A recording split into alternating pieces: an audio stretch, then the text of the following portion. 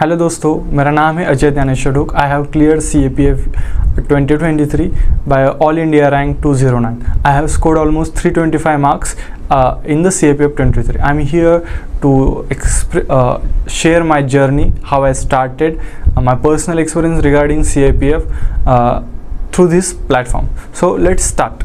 So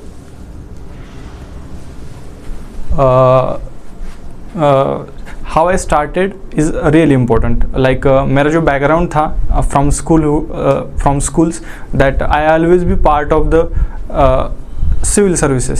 सो मैंने start किया. मेरे स्कूल में एक कल्चर था कॉम्पिटिटिव एग्ज़ाम देने का. Like every year we have to give few competitive exam. उससे कारण I have got more interest in competitive exam. So मैंने स्कूल्स में डिसाइड कर दिया था कि मैं UPSC के लिए अप्लाई करूँ, UPSC एग्ज़ाम देने जा रहा हूँ. सो मैंने मेरे ग्रेजुएशन के बाद सीधा मैंने स्टार्ट किया UPSC preparation. So in the few starting days I was not aware of CAPF. I was only focused on CSE. Like हमें स्टार्टिंग में मुझे मालूम ही नहीं था कि CAPF क्या है. लेकिन जैसे जैसे मैंने अपनी जर्नी स्टार्ट की, आई स्टार्टेड प्रिपेयरिंग, तो मुझे CAPF के बारे में ज़्यादा से इंफॉर्मेशन मिल गई. देखिए, सिविल सर्विसेज में एक पोस्ट है इंडियन पुलिस सर्विस, और CAPF में क्या होता है, असिस्टेंट कमांडेंट एक पोस्ट है. तो दोनों में भी हमें वर्दी मिलते हैं, यूनिफॉर्म्स मिलते हैं, सेमी प्रेस्टीज रिस्पेक्ट मिलता है. तो मैंने सोचा क्यों ना CAPF के लिए भी ट्राई करते हैं. तो मैंने स्टार्ट किया CAPF का. तो देखिए, अगर सिविल सर्विसेज और CAPF में देखा जाए तो CAPF is more achievable. Like if we focused, concentrated and studied hard for 2 to 3 years, we can easily succeed in a Central Armed Police Forces. So that's how I started. I started my career to prepare for Central Armed Police Forces, and this year I got selected in CAPF and I got in force allocation Indian Tibet Border Police. Actually मुझे ITBP ही चाहिए था और मुझे ITBP ही मिल गया इस साल. So this is how I started my journey for CAPF. Next is family support. देखिए, अगर आप कोई भी कॉम्पिटिटिव एग्ज़ाम दिए, चाहे वो UPSC दे या PCS दे, आपके साथ आपकी फैमिली हमेशा खड़ी हो रहनी हो चाहिए. आपको पहले बिठाकर उनके साथ डिस्कस करना चाहिए कि मैंने भी यही किया था कि मैंने उनको ठीक से समझाया, अगर मैं इस करियर को चूज़ करता हूँ तो इसके प्रोस क्या होंगे, कॉन्स क्या होंगे. अगर मैं इस एग्ज़ाम में सक्सीड नहीं हुआ तो मेरा प्लान B, प्लान A क्या होता. देखिए दोस्तों, प्लान B होना सबसे ज़्यादा इम्पोर्टेंट है अगर कोई भी कॉम्पिटिटिव एग्ज़ाम आप देने जा रहे हो तो. क्योंकि बहुत सारे बच्चे इस एग्ज़ाम के लिए प्रिपेयर करते तो, और सक्सेस रेट काफ़ी कम होता है, लेस देन 1%. तो यही नहीं होता कि हम इसकी कोई गारंटी नहीं दे सकता कि हम इस एग्ज़ाम में सक्सीड हो जाएंगे. तो always have a plan B. If plan A does not work, have a plan B, so that you will be more mentally strong and self motivate to keep your strategy, your study on right path to get success in these exams. So always have a plan B. That's what I think. Then another important factor is friend support. देखिए, हम पढ़ाई जब preparation जब करने जाते तो हमेशा कोई इम्पोर्टेंट लाइक हब में ही जाते हैं, एग्ज़ाम की hub. Like if you are preparing for UPSC civil services, you go to Delhi. I am originally belonging to Maharashtra, so I started my whole the preparation from Pune. Actually Pune is considered as a hub for competitive exam. So आपका friend circle, आप घर से दूर रहते तो friend circle काफ़ी important है. देखिए, मैंने जब स्टार्ट किया था तो हम 5 लोग थे जो हमने हमारी जर्नी स्टार्ट की थी. लगभग हम 5 से 6 साल साथ थे, लेकिन किसी को भी एक भी पोस्ट नहीं मिली. लेकिन मेरा एक जो दोस्त था उसको स्टेट सर्विसेज में एक पोस्ट मिल गई. इसी साल जनवरी में उनका रिजल्ट निकला 2024 को, और उसको पोस्ट मिल गई. तो वो अंदर से फीलिंग आ रही थी कि अगर उसका हो सकता है तो हमारा भी हो सकता है. ये हमें मोटिवेट करता रहता है. लेकिन हमारे महाराष्ट्र में कहावत है, like if you celebrate like आप अपने फ्रेंड के सक्सेस में सेलिब्रेट करेंगे फ्रेंड के सक्सेस को, तो आपके फ्रेंड भी आपके सक्सेस को सेलिब्रेट करेंगे। आपका सक्सेस का पाथ आपके फ्रेंड सर्कल पर काफ़ी ज़्यादा निर्भर रहता है, क्योंकि आप घर से दूर है तो आपको मोटिवेशन, आपको सपोर्ट, आपको किसी भी चीज़ की ज़रूरत पड़े तो friend circle is really important. So always choose a right friend circle, so that not only you but your friends also got selected and get succeeded in this exam. So family support and friends is really important in this exam. Another important thing is strong areas. अगर exam के लिए prepare करने start करोगे तो आप अपने strong areas कौन से हैं उनको एक बार लिस्ट आउट करके रख दें, और वीक एरियाज़, अगर कोई वीक एरियाज़ हो तो उसको भी लिस्ट आउट करते रहना चाहिए. ये बात सबसे सच है कि आपको स्ट्रॉन्ग एरियाज़ में जो भी क्वेश्चंस है, like which subjects in which you are strong, आपको उन सब्जेक्ट्स को इतना स्ट्रॉन्ग बना देना है कि उसमें से आपको लाइक आउट ऑफ नंबर्स मिले, और आपको आपके वीक एरियाज़ में, आपके वीक सब्जेक्ट में जो भी परेशानी आ रही है, गेट योर कोचिंग स्टाफ और टीचर से कांटेक्ट करें. अगर आपको चाहिए तो कुछ ऑनलाइन लेक्चर्स करें. Read more books about regarding your weak subjects. मैंने भी यही प्लान फॉलो किया था. मेरे कुछ सब्जेक्ट्स वीक थे तो मैंने उनके लिए सेपरेट कोचिंग ज्वाइन की. कुछ फ्रेंड्स जो हमारे सीनियर्स रहते हैं उनसे बातचीत की, उनसे कुछ सलामत उनसे इनसाइट्स लेकर मैंने अपनी कुछ स्ट्रैटेजीज़ बनाई. मेरी एक आदत थी कि मुझे लिखना ज़्यादा पसंद नहीं था, लाइक उसके कारण मैं नोट्स नहीं बनाता था.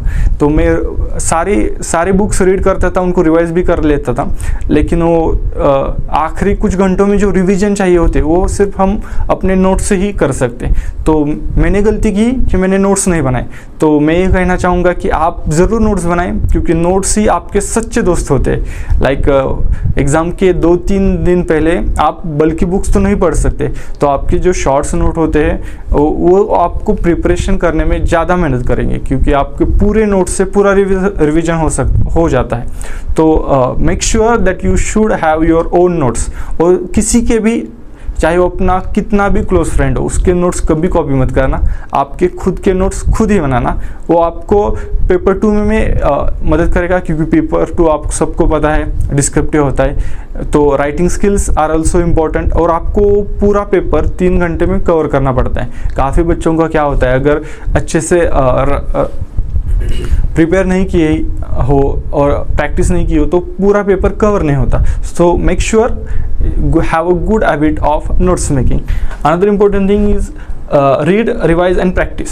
देखिए, कितना भी रिवीजन कर लो, रीडिंग कर लो, जब तक आप प्रैक्टिस नहीं करोगे तब तक आपको उसका कोई फ़ायदा नहीं. आपको प्रैक्टिस करनी है, मॉक से ज़्यादा मॉक देने, ताकि क्या हो, आपको आपकी गलतियाँ समझ में आए.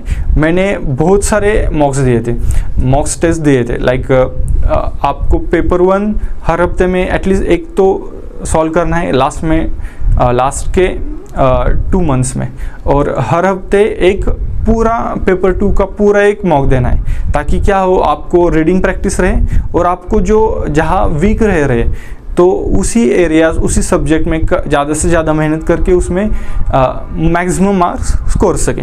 Other important thing is PYQ. देखिए, PYQ का महत्व हमारे किसी भी एग्ज़ाम में बहुत ज़्यादा है. PYQ से हमें क्या पता चलता है कि UPSC किस प्रकार से सोच रही है, एग्ज़ाम का पैटर्न कैसा बदल रहा है. आपने कुछ सालों के PYQ अगर देख लिए हो या प्रीवियस ईयर क्वेश्चन पेपर से आपको पता चल जाएगा. UPSC is evolving it's pattern. Like पहले स्टैटिक पोर्शन काफ़ी ज़्यादा पूछ लिया था, अब करंट बेस्ड स्टैटिक पोर्शन काफ़ी बढ़ रहा है. लाइक हमें करंट पर ज़्यादा फोकस रहना चाहिए. अगर ये हम कब पता चलेगा, जब आप PYQ को अच्छे से एनालाइज कर देंगे.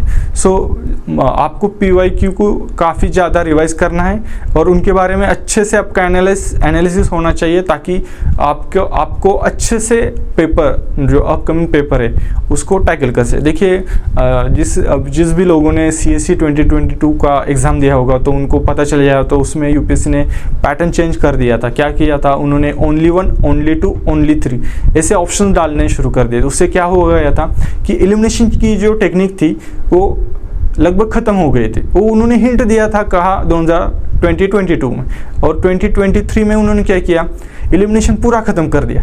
लाइक उन्होंने सिर्फ ऑप्शंस कैसे डाले, ओनली 1, ओनली 2, ओनली 3। तो हमें ये सब कब पता चलेगा, जब हम PYQ को अच्छे से देखेंगे।